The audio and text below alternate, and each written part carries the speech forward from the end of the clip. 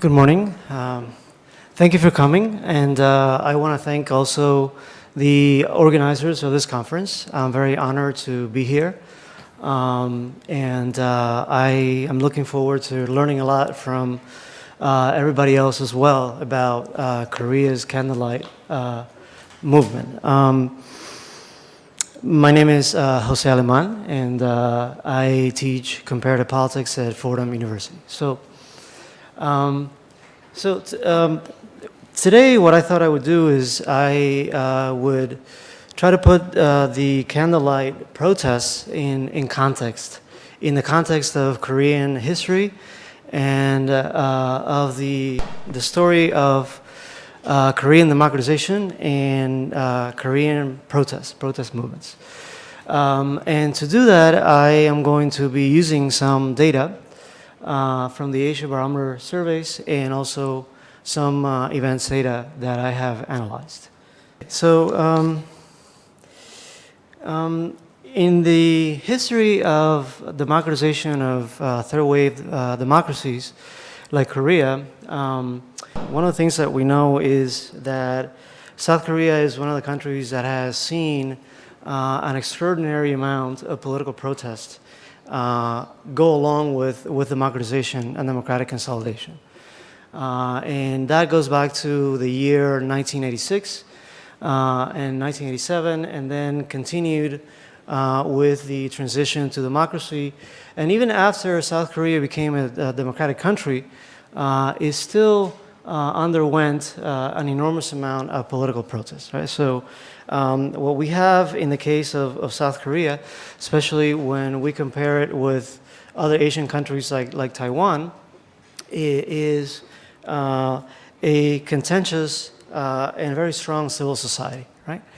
And that was the case in the 1980s, but it was also the case in the 1990s and also in the new century. Now, from the work of other scholars that I have listed, that I have cited, we know that contentious democratization can actually be good for democratic consolidation. And it can be good because it can actually predispose citizens to direct action in the form of political protest and so forth, and rallies and strikes. And from the work of some colleagues, for example, I have learned that the Korean population, compared to the population of Taiwan, is actually more predisposed. It looks more favorably upon political protest than the population of Taiwan, for example. So that's a good thing. But the other good news here is that along with all this political protest, South Korea has also witnessed an extraordinary growth in civil society density and cohesiveness through the 1990s. So South Korean civil society is a very strong and cohesive civil society compared to the civil societies of other countries that have recently democratized. And that is particularly the case when you look at labor unions in Korea, right? Labor unions have grown in density and cohesiveness, especially. So what's new about the 21st century, right? What is it that has changed? Well, you don't need me to tell you, I'm sure all of you know, that Korea has developed this new form of protest, which has come to be known as the candlelight demonstration, right? In which information technology is married with street demonstrations. And we saw that recently, but we've seen that starting all the way back in 2008 when the first candlelight demonstrations occurred in Korea. So one question that we can ask ourselves is, who is participating in these demonstrations, and does this actually bode well for the future of Korean democracy, right? So also from the work of other scholars, we have learned that that when it comes to women and men, men are more likely to mobilize in Korea.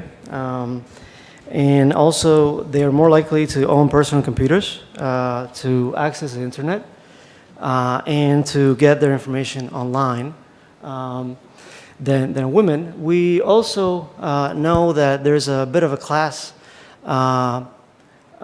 dichotomy here because especially in the case of women, women that are more well off tend to engage in these activities more than those who are not as well off, right? So the one thing that I'm going to be asking is, if we look at the most recent data that we have, are we still going to see the same patterns, right? The same demographic patterns that we see in some of the older survey data. Another question that I'm going to be asking is, what can we learn about the strength of Korea's democracy by looking at the recent demonstrations, right? And again, that's because we know we have the expectation that that political protest and democracy can actually reinforce each other, right? That's not something that scholars thought would be possible when they started looking at democratization in the 1980s, especially in other parts of the world. But by looking at democratization in East Asia, we have learned that actually political protest can be very good for democracy long term, right? What I want to do is I want to see if past trends can actually say anything about the importance of the recent protests to democracy in South Korea. And as I said, I'm going to be using survey data from the Asia barometer surveys and also some global events data that I will tell you about in a moment. Okay, so my first analysis comes from the Asia barometer survey, Wave 4, which is a questionnaire that is given in a few different Asian countries. Korea is one of them, but also in China, Taiwan, Japan, and now I believe in Thailand. And the last survey that was conducted here was conducted in the year 2015, in December of 2015. So this is just barely a year before the events that we are analyzing here, right? So even though the people that are being surveyed are not necessarily, or not exactly the people who took part in the demonstrations, I think that we can still learn a lot from what they say and the way they answer their questions. It's a representative survey. There's a total of 1,200 respondents in the survey. And what I've done is I've sort of broken down some of the important variables, demographic variables, that I have analyzed, such as gender, education, income, so that you can see the numbers of males and females and so forth that are in the survey. So I think it's a pretty representative survey of the Korean population, and I also think that in terms of the gender breakdown, it's actually pretty equal that way.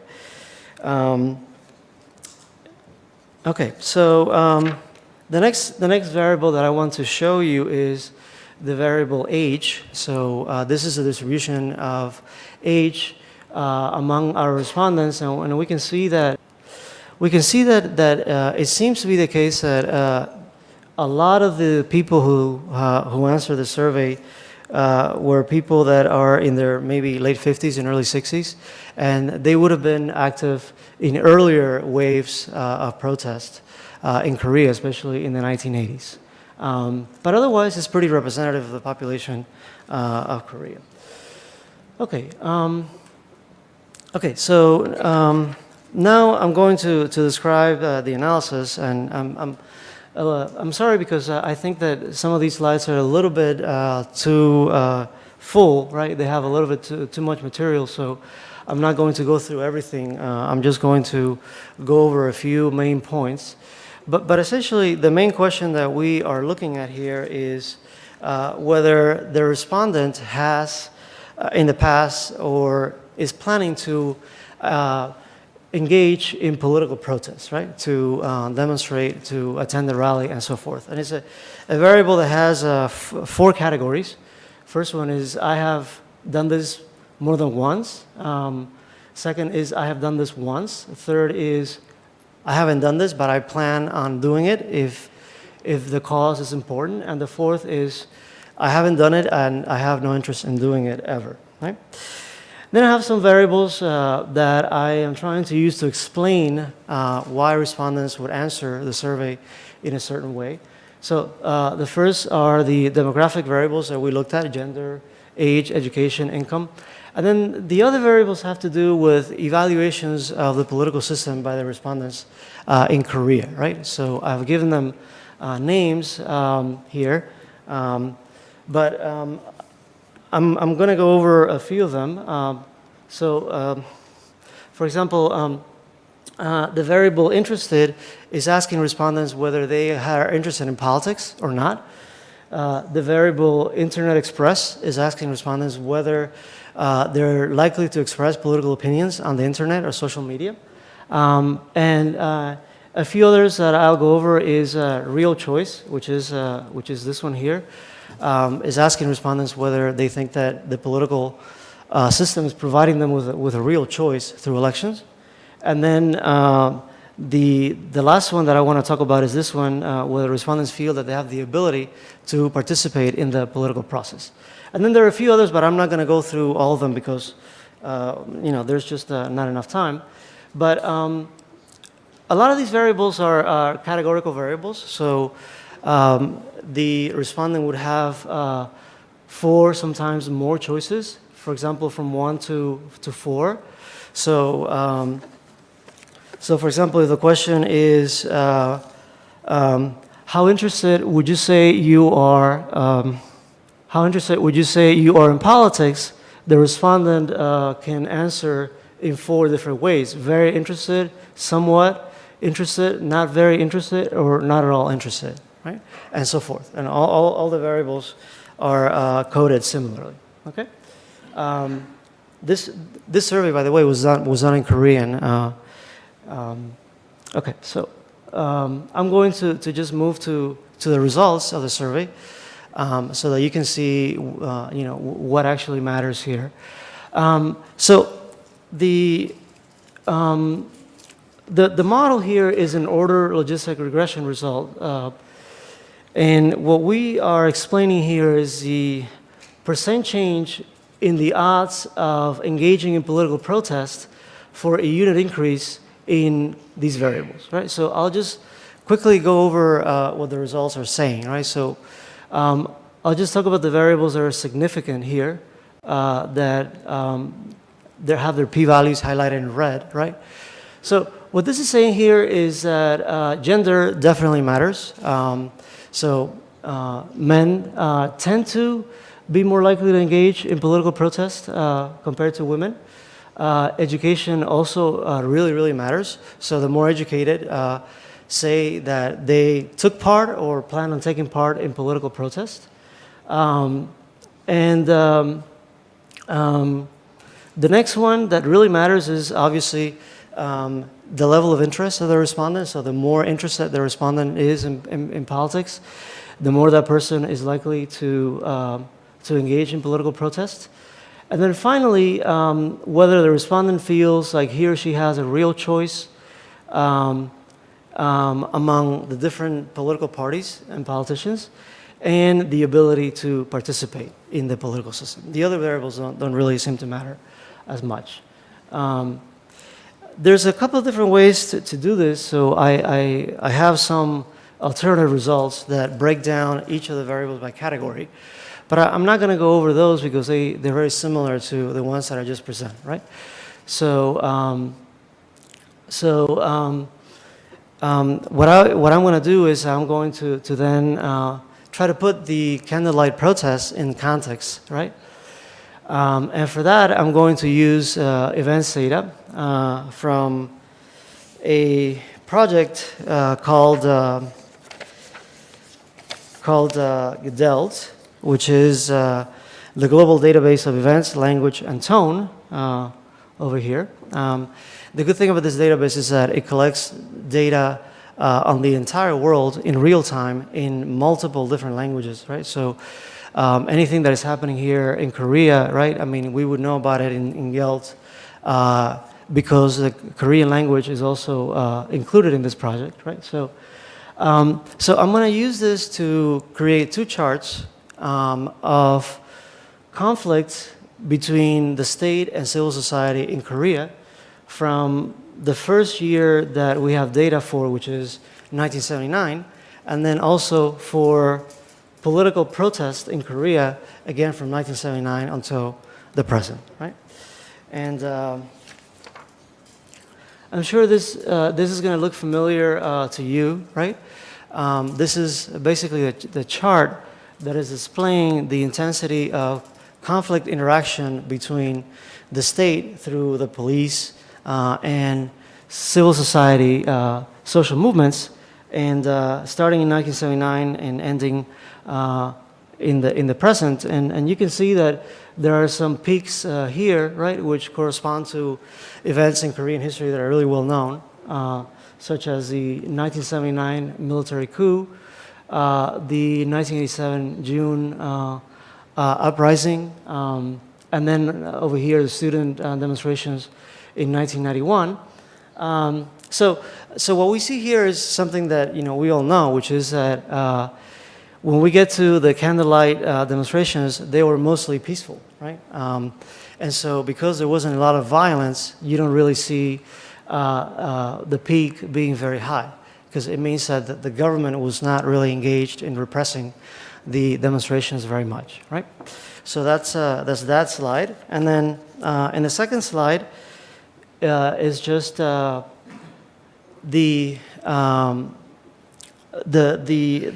different peaks in political protest in South Korea, starting in 1979 and going all the way to the present.